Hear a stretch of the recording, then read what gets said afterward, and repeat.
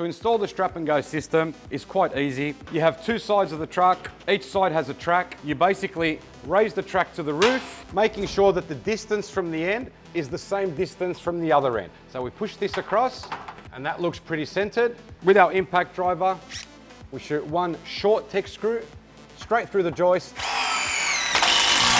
We screw the next one, and so forth until the whole track is basically screwed. We take our bungee cord, which is wrapped up in this way. We undo it, we let it spin, taking one side with the wheel exposed, insert that into the track. Now, this is just one bungee unit.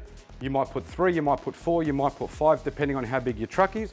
Once all your wheels are in, we grab your black end cap, we insert that into the track, then using our long tech screw, we screw halfway across the track into the black end cap.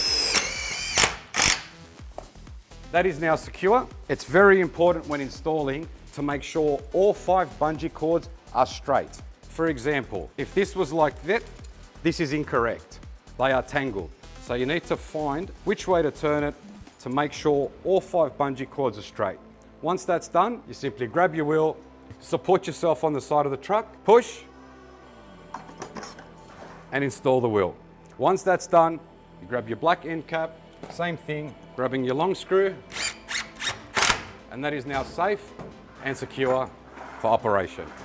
So the final stage is inserting your strap. You insert the strap through the slit that's in the triangle, making sure that there is no twist in the strap.